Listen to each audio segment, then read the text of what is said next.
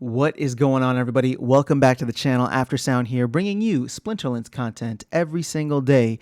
We also stream right here on this channel every Tuesday, Thursday, and Sunday morning. So come by and say hello. Okay, still buzzing off of the hype around the new rewards rework details that were announced earlier today. And one thing that I have been thinking about a lot and I think maybe fixed, well, let's get into that in a second, is, well, there's going to be massive changes to the rental system. So the focus of this video is going to look at how rents are going to change during this new kind of economy. And then, well, actually more so, it's focused on end of season, because the reason I was saying that end of season rentals before weren't necessarily broken is because that's just how the economy was set up. And people can agree or disagree with how, the incentives worked back then, meaning that you had to have, all of the power at the end of the season, and therefore rental prices just absolutely skyrocketed. But the thing is, during the remainder of the season, prices stayed relatively stable. So, or at least, and were actually quite lower at the beginning of the season. So now we're kind of moving back to a period in time that I had just a brief moment with right before they made major changes. And I came in about the end of August, and I was still understanding the concept of a season. And it was around that time, either in August or September, that they changed it so that it wasn't where the highest league that you would hit the previous season that you would get the rewards. It was where you ended the season. And to me, that fixed the exploit of just renting cards at any point in the season, finishing there, or not finishing there, renting cards, reaching there, and then piecing out for the rest of the season. You could just literally rent your cards out and not have to worry about anything because you got the rewards. So you could just delegate to every single account that you have, reach to the highest thing. And you can see how that is an exploit now, especially because we see a lot of the bot behavior, a lot of the delegation behavior that the team is very much trying to mitigate or squash down. So we went to this whole end of season rental where it just became absolutely insane. And it's, if you have cards and assets and you're willing to rent out, you don't care about the rewards, you made some good change. But if you needed to get collection power, it used to be very expensive. Then Chaos Legion came out, the price of cards, the inflation on, not inflation, the dilution of the rewards cards, I should say, started to hit a point where there was just a ton of them out there, and we kept seeing this sell pressure. So they became cheaper. People started acquiring power because they were playing the game and then didn't need as much. So the demand wasn't as high, especially over the past couple months, as I'm sure the player base has drawn down quite a bit due to the bear market. So now we're going back to this concept of, well, your end of season rewards are going to be based on where you hit in the previous season. Except the end of season rewards are going to be for the following season, right? So you're going to play all of this season and you're going to try to hit the highest league that you can, but you're not going to reap the benefits of that until next season. And then you know what happens next season? You got to work for every chest. So there is no incentive to try and get to champion if you don't have the power every single day to play in champion or diamond, because with the way that the reward shares are working out, you're just not going to be able to reach there, right? So the way that I see this playing out from a rental perspective, and I'm still digging into a lot of the numbers here, and I think there might be some things they need to correct on this last row here. And again, this is just an example that they gave, but in the Mav chat, Matt said that they were going to check the formulas in this spreadsheet. So look out for a potential change there. So going back to end of season though, now we're going to have not a massive rush for end of season. There still might be a little pump up of demand as people try to, if they haven't been playing the entire season, there's a ticking clock, right? So you want to make sure if you haven't attained the league that you're trying to get to, that you get there. So there may still be a little demand, but it's not going to be anywhere near what we were having before, or having right now, I should say. And so what that means to me though, is if players are incentivized to play the entire season, And this is something that I've spoken about before, but just a quick refresher here is, with the way that it is, you have to earn these reward shares throughout the season. I mean, and they go with your ECR. So it's really incentivizing you to play more, but also, as I said previously, it's disincentivizing you to play less. You need to show up every day because your ECR is going to limit the amount that you can earn at the end of the season.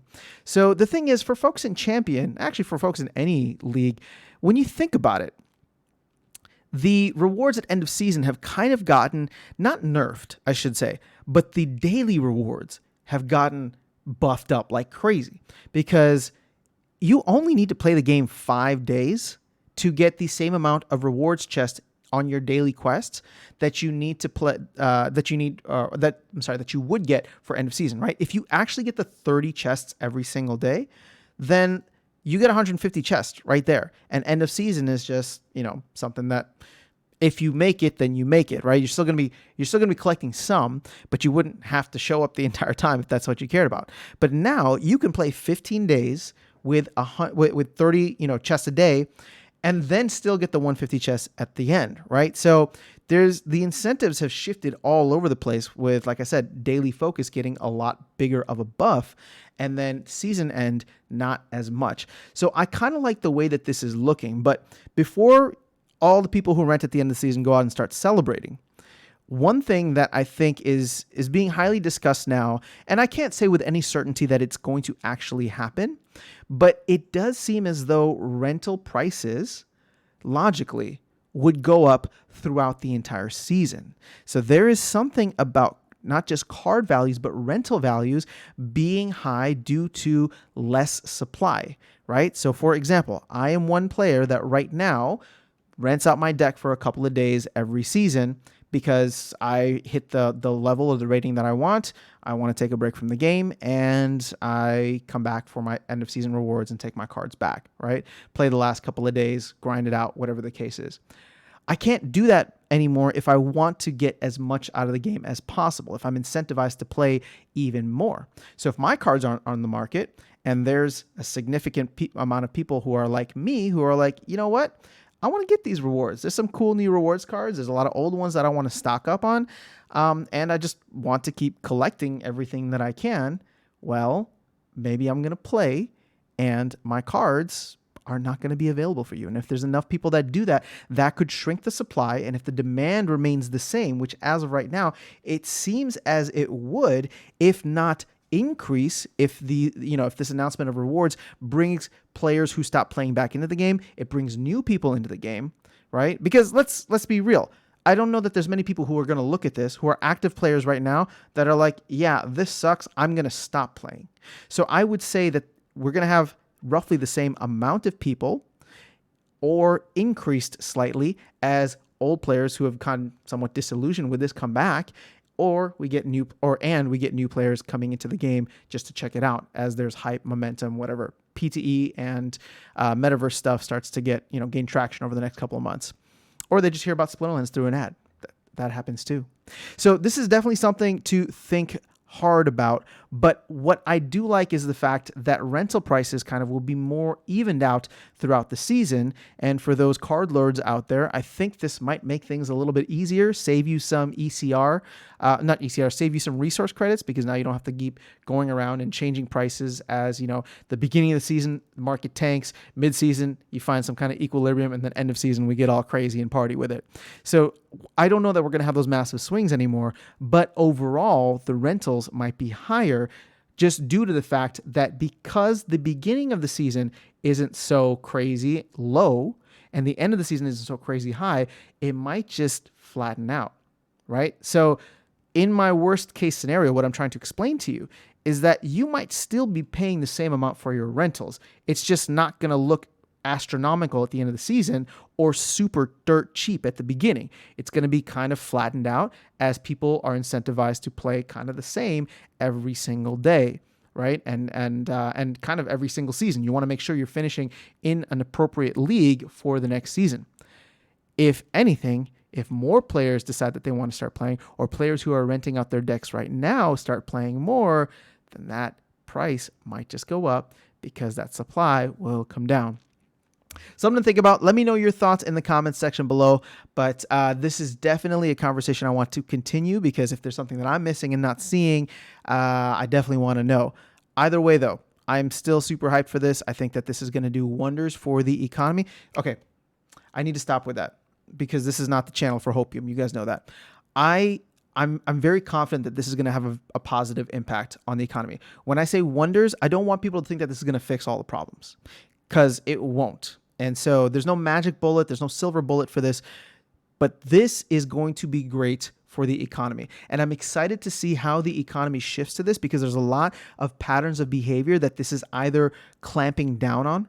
And when I say clamping down, I mean like they are trying to disincentivize, and other patterns of behavior, such as playing more, that I think they've done an effective job of putting into the game.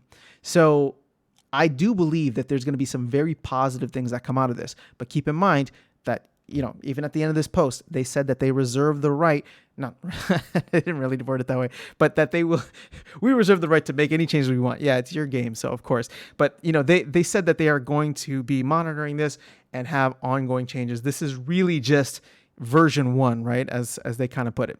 So I rambled on longer than I wanted to. Have an amazing rest of your day. Let me know what you think. I will catch you all in the next video, and I will see you around the game. Take care.